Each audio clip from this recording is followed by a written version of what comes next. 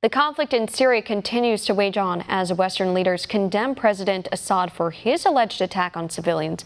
But not all of those claims add up. As One America's Pearson explains, the call to war could have less to do with fighting terrorism and more to do with oil.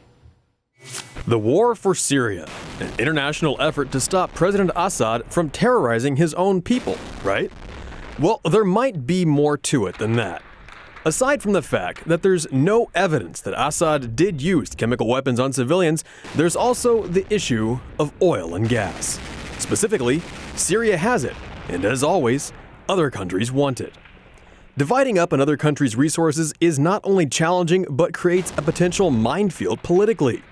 In steps Genie Energy. Based in New Jersey, Genie Energy is an Israeli-American energy company which managed to pick up an exclusive shale oil exploration license on more than 153 square miles of prime real estate in the Judean hills in Israel. The problem is that land is Syrian territory, which, under international law, is currently being occupied illegally by Israel. But the chiefs at Genie Energy are pushing ahead with operations all the same. The current president is retired Israeli General Efi Eitam, a man who has frequently gone on record saying he thought it was a good idea for Israel to cleanse the occupied territories of all Arabs. He was even interviewed by The New Yorker, where he said that eventually Israel will have to, quote, kill them all. But these kinds of comments don't get mentioned in the press, since another leading member of the board is none other than Rupert Murdoch, a media mogul and executive chairman at 21st Century Fox.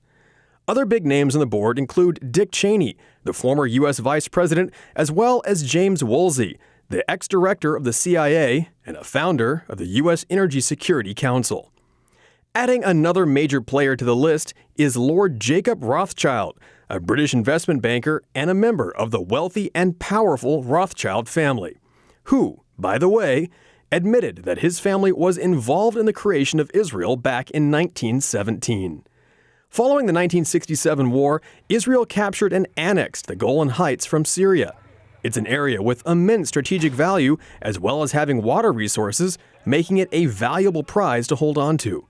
Now Israel has taken it upon itself to give Genie permission to drill 10 wells over 3 years, although any drilling on occupied land is illegal. But Israeli business experts predict drilling there could turn Israel into a, quote, energy powerhouse, producing 300 billion barrels of oil at bottom dollar. And it seems Israel isn't the only one keen to make that a reality. Dr. Larry Summers, the former Secretary of the Treasury under President Clinton, and Louisiana Senator Mary Landrieu are also key new members of the Genie Oil Strategic Advisory Board. And Landrieu was even involved in the U.S.-Israel Energy Cooperation Bill while she chaired the Senate Committee on Energy and Natural Resources. And these suspicious connections haven't gone unnoticed by the political elite, with Robert F. Kennedy Jr. even noting that the U.S. involvement in Syria has far more to do with the region's petroleum reserves than with fighting terrorism. It's worth noting that Murdoch, through 21st Century Fox, is one of the major financial backers of both the Atlantic Council and Bellingcat. Bellingcat regularly publishes articles vilifying President Assad for gassing his citizens, while the Atlantic Council is an anti-Assad think tank based in Washington, D.C. The council calls for the removal of President Assad and replacing him with a more U.S.-friendly regime.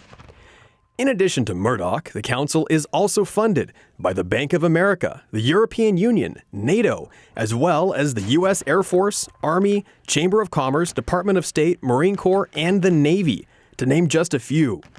Defense suppliers Raytheon, Northrop Grumman, Boeing, and Lockheed Martin also finance the anti-Syrian Atlantic Council, and following the latest U.S. missile strikes on Syria, their stock soared by $10 billion.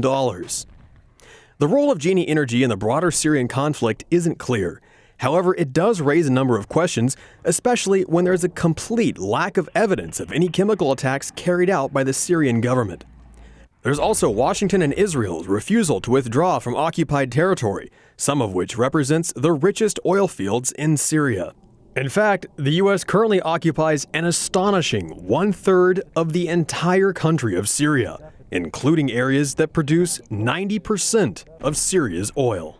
While there are no concrete answers, the presence of these companies points to more complicated issues in play than a simple sectarian conflict.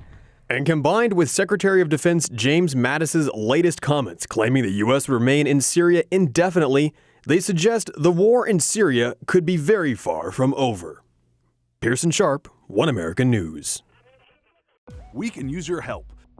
Call your cable provider and kindly demand that One American News is added to your lineup. Call today.